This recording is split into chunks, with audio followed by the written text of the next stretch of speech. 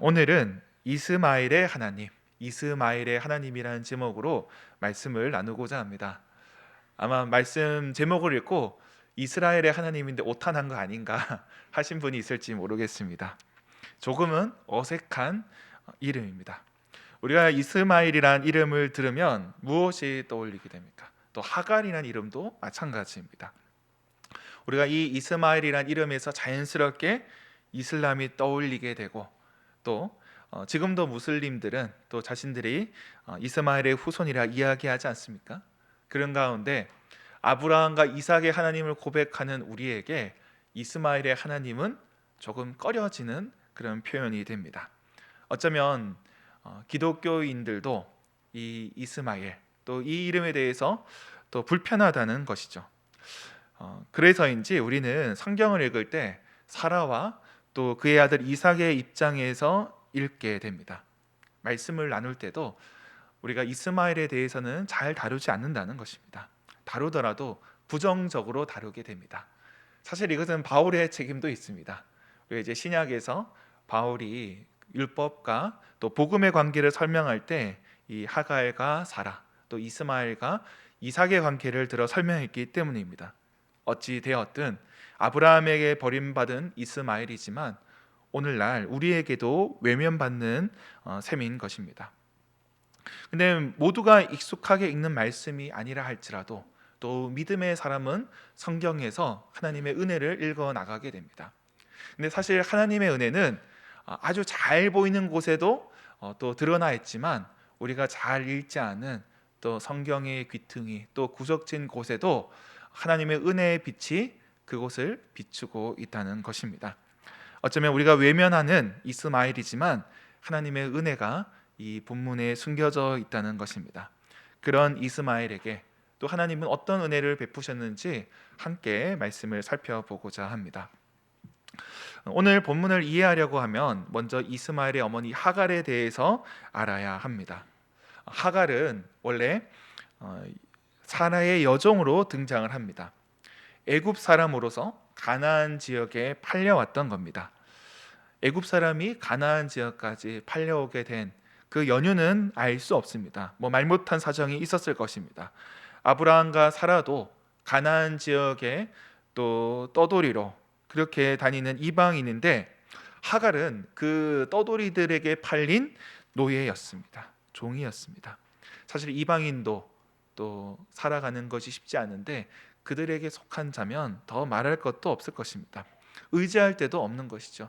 무슨 일이 생겼을 때 달려갈 친정조차 없는 사람이었습니다.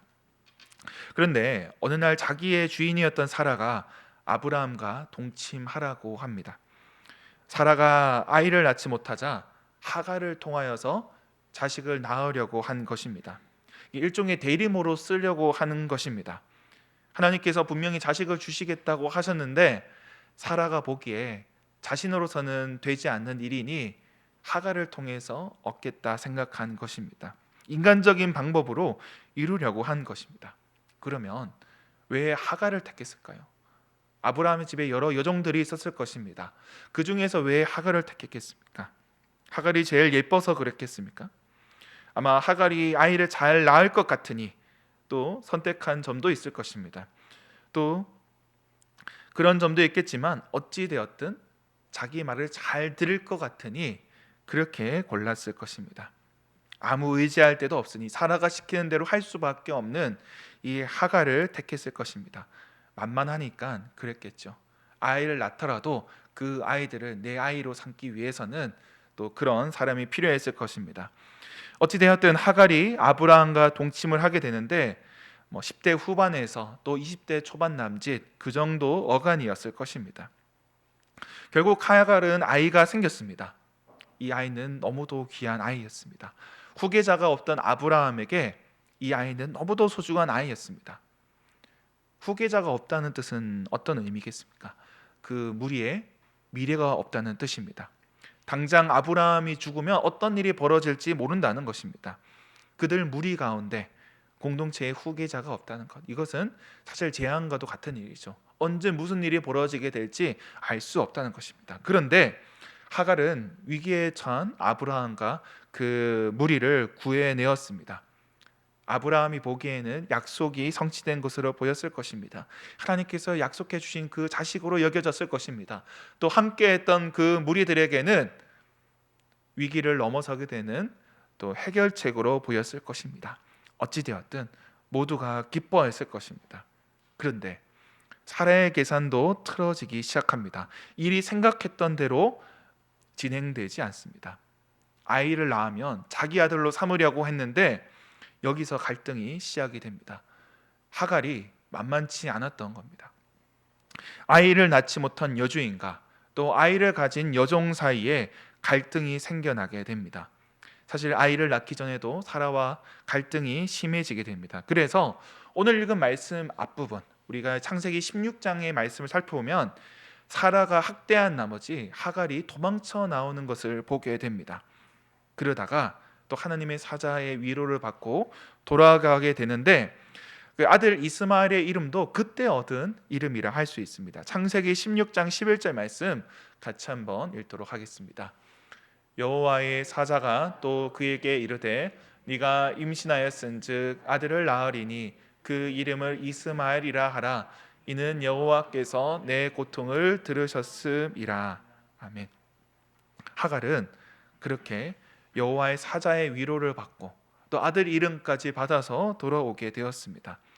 사실 안 돌아갈 수 없는 형편이었을 겁니다. 임신한 몸으로 또 배가 부른 상태에서 어떻게 광야에 살아남을 수 있겠습니까? 그렇다고 친정이 있는 것도 아닌데요.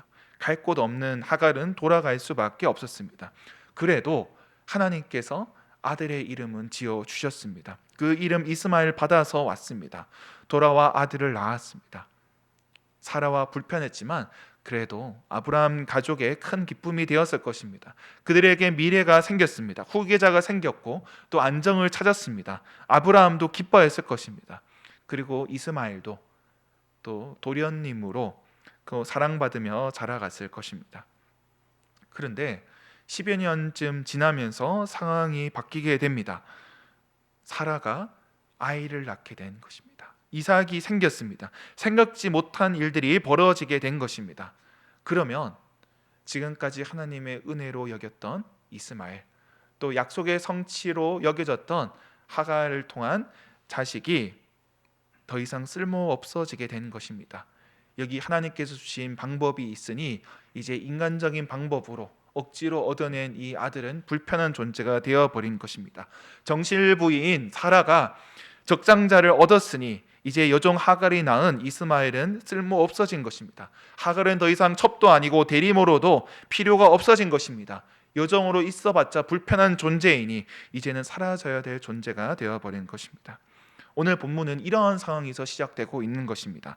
하갈과 사라 또 이삭과 이스마엘이 함께 살 수 없는 상황이 되었습니다. 아브라함은 사라의 말대로 하갈과 이스마엘을 내보내게 됩니다. 사실 아브라함이 믿음의 사람임에도 불구하고 이 가정 문제에 있어서는 참으로 우유부단한 모습들 또 연약한 모습들을 보게 됩니다. 이 갈등을 중재하지 못하고 또 하나님께 기도한 가운데 또 이들을 내보내게 되었습니다. 아침 일찍 일어나 떡과 물 한 가죽 부대를 내주고 보냅니다. 하갈은 그렇게 버려졌습니다. 이스마엘도 그렇게 버려졌습니다. 하갈이 어디 출신이라 말씀드렸습니까? 애굽 출신이라 말씀드렸습니다. 가나안 땅에 의지할 데도 없는데 하루아침에 쫓겨나게 된 것입니다. 떡과 물을 들고 나왔다 하지만 이 여인이 들어봤자 얼마나 들 수 있겠습니까? 아들과 나눠진다 한들 그리 많이 들지 못했을 겁니다.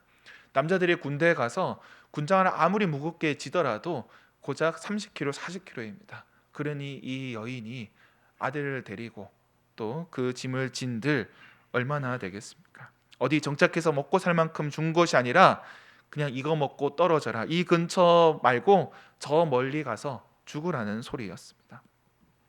이때 이스마엘의 나이는 14살, 15살 정도 되었을 겁니다. 이제 사춘기를 지날 정도가 되었을 겁니다.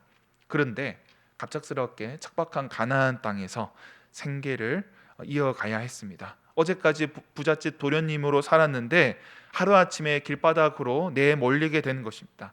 무엇을 할 수 있겠습니까? 가죽 부대에 물이 떨어졌습니다. 우리로 치면 통장에 잔고가 떨어진 겁니다. 어제 집에 안 쓰는 그 외투 거기에 탈탈 털어서 그 100원짜리까지 다 긁었는데 쓸만한 것은 다 팔아치웠는데 이제 더 이상 남지 않은 상황이 되어버린 겁니다. 아들 이스라엘은 지쳐 누워 있었습니다. 죽어가고 있었습니다. 하갈은 죽어가는 아들을 참아보지 못한 채 그 아들을 관복덤불 아래 두고 떨어져 있었습니다. 그 아들의 신음소리를 듣는 게 어미로서도 얼마나 고통스러운 일이었겠습니까? 햇볕이라도 가리고자 아들을 거기 눕혀두고 또 떨어져서 기도하였습니다. 어쩌면 하갈도 죽어가는 아들을 포기했을지도 모릅니다. 이 아들, 원치 않은 관계에서 얻은 아들이라 그럴까? 어쩌면 왜 하나님께서는 이런 일을 허락하셨을까? 온갖 생각을 다 했을 것입니다. 그럼에도 이 여인에게 있어서 이스마엘은 너무도 소중한 존재였습니다. 사실 모든 아들들이 그 어머니에게는 소중한 존재입니다. 마치 애인과 같고 또 너무도 소중한 존재이지 않습니까? 사랑하는 존재입니다. 자랑거리입니다. 이 세상의 전부였고 또 그의 미래였습니다. 그 꼭 아들을 꼭 끌어안아도 서러운데 그 아들이 죽어가고 있는 것입니다. 차마 아들을 볼 수 없어 떨어져 있습니다. 이들이 왜 버림받고 죽어가야 합니까? 믿음의 사람이라 하는 아브라함은 어디에 있는 겁니까? 왜 이들을 내에 몰아냈습니까? 오늘 우리가 살아가고 있는 이 시대는 아브라함의 시대와 다를 것이 있습니까? 오늘 본문의 시대와 다를 것이 없다는 것입니다.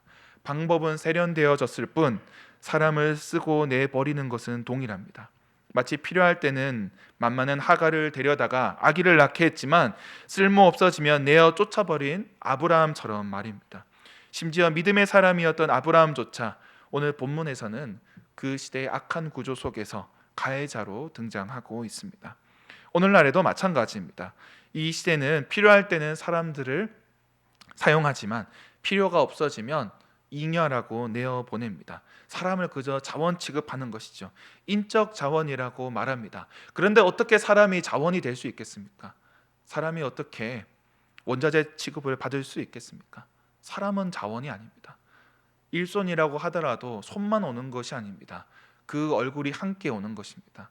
그 인격이 우리에게 오는 것이지 그 손만 오는 것이 아니라는 것입니다. 그러나 이 세상은 얼굴을 지워버립니다. 익명의 존재로 만들어버립니다. 그저 손만 남은 존재로, 일하는 존재로, 쓸모로만 사람을 취급할 뿐 그 사람을 인격으로 대우하지 않습니다. 그렇게 데려다가 쓰다가는 쓸모가 없어지면 내어버리게 됩니다. 아마 갈수록 더 많은 일자리들이 사라지게 될 것입니다. 또 시대가 바뀌면서 전에는 쓸모 있었지만 쓸모없다 여겨지는 사람들도 있을 것입니다. 어쩌면 직장을 다니는 분들은 이런 경험을 하신 분도 있을 것입니다. 여러분을 쓸모없다고 또 내어 쫓김을 당할 수도 있습니다. 여러분의 수고를 평가절하당하며 얼마 안 되는 가죽 부대를 지고 그렇게 내어 몰릴 수도 있습니다. 전에는 여러분들을 통하여서 그 조직이 위기를 벗어났었는데 지금 와서는 기억하지 않습니다. 더 이상 그 기술과 재능이 쓸모없다며 그렇게 내어보내게 된다는 것입니다. 사실 우리는 사람이 소중하다고 이야기를 합니다. 우리도 주님의 피값으로 산 존재라고, 소중한 존재라고 이야기를 합니다. 그러나 이 시대는 그렇게 대우하지 않습니다. 언제나 대체 가능한 존재로, 무가치한 존재로 여긴다는 것입니다. 이게 직장에서만 그렇다는 것이 아닙니다. 사실 우리는 일상에서도 이러한 버려짐을 경험하게 됩니다. 살아가면서 사랑하는 사람에게 버림받는 경험들이 있습니다. 한때는 여러분을 소중하게 여기고 또 사랑했던 자들이 더 이상 필요 없게 되었다고, 쓸모없게 되었다고, 또 가죽 부대 하나 얹어주고 내어 쫓아버릴 수 있습니다. 그렇게 누군가에게 쓸모없는 자, 또 남는 자가 되어 어느 관불더미 아래에 쓰러질 수 있습니다. 가슴에 지워지지 않는 상처만 남은 채 그렇게 신음할 수 있습니다. 심지어 우리를 버리는 그 존재가 아브라함과 같은 믿음의 사람일 수도 있습니다.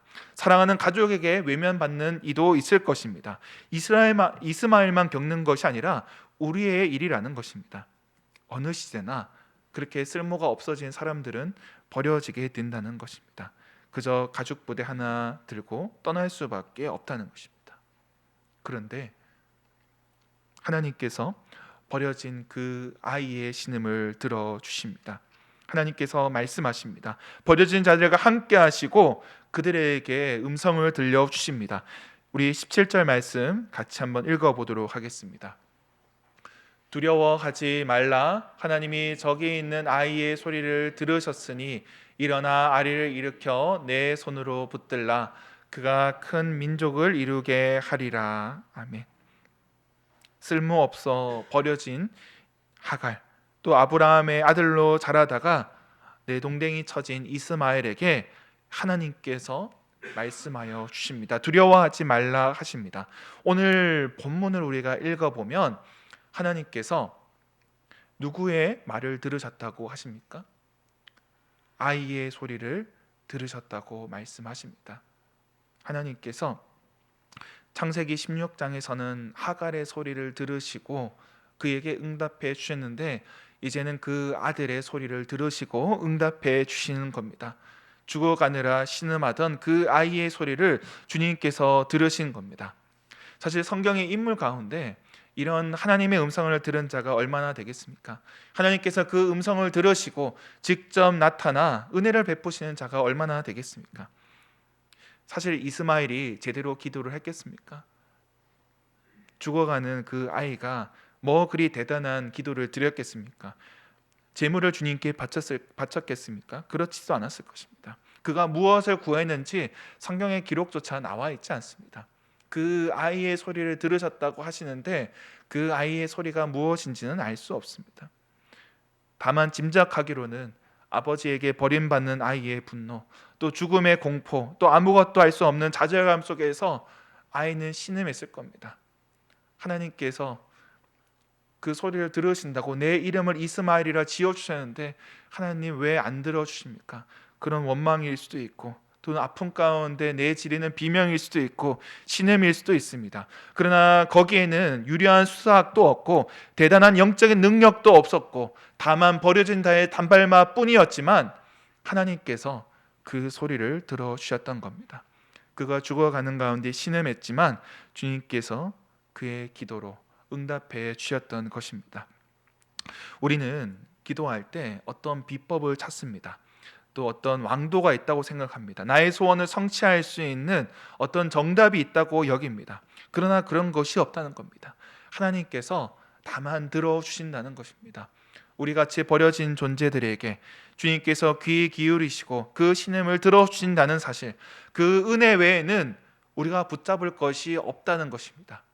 우리가 기도할 때 우리가 뭐 그리 대단한 능력이 있어서 뭐 그리 유창하게 기도를 하나님께 올려드릴 수 있겠습니까? 그러나 그렇지 않더라도 그저 아픔 가운데 내는 신음 소리라 할지라도 우리의 주님께서는 들어주신다는 것입니다. 그것을 기도로 받아주신다는 것입니다. 어쩌면 더 이상 쓸모없는 자들이 내는 그 말도 안 되는 그 소리 가운데 우리 주님께서는 들으시고 응답해 주신다는 겁니다. 그뿐만이 아닙니다. 쓸모없어 구겨진 인생, 그 버려진 자의 소리를 들으시는 하나님께서 은혜를 베풀어 주시는데 우리 20절 말씀 같이 한번 읽어보도록 하겠습니다. 하나님이 그 아이와 함께 계심에 그가 장성하여 광야에 거주하며 활 쏘는 자가 되었더니 아멘. 누가 함께하여 주십니까? 하나님께서 함께하여 주십니다. 아버지에게 버림받은 이스마엘에게 오늘 누가 함께해 주십니까? 하나님께서 함께해 주십니다. 아버지의 빈자리를 하나님께서 채워주신 것입니다.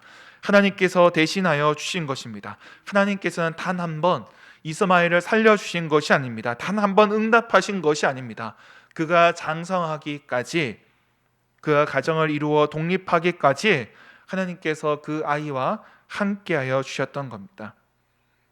이스마엘이 자라기까지 그를 지켜봐 주시고 그에게 필요한 것들을 공급해 주셨습니다. 그가 나기 전부터 그의 이름을 지어주신 하나님께서 그가 장성하기까지 은혜를 베풀어 주셨던 겁니다. 예나 지금이나 이 자식이 장가를 가야 양육의 의무에서 벗어나는 것 같습니다.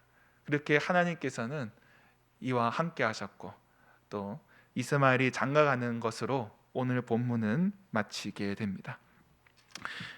비록 이삭은 육신의 아버지인 아브라함이 그의 곁에 있었지만 이스마엘은 하나님 아버지께서 그와 함께하여 주셨습니다. 비록 아버지에게는 버림받았지만 그러나 하나님 아버지께는 버림받은 자가 아니었습니다. 하나님께서 이스마엘을 아끼셨고 그와 함께 하셨습니다. 그가 비록 약속의 계보 안에 들어가지 못하였지만 그로 큰 민족을 이루게 하여 주셨습니다. 여기에 하나님의 은혜가 나타난 것입니다. 하나님께서는 버려진 자들도 은혜를 베풀어 주신다는 것입니다. 오늘 이스마엘뿐만이 아닙니다.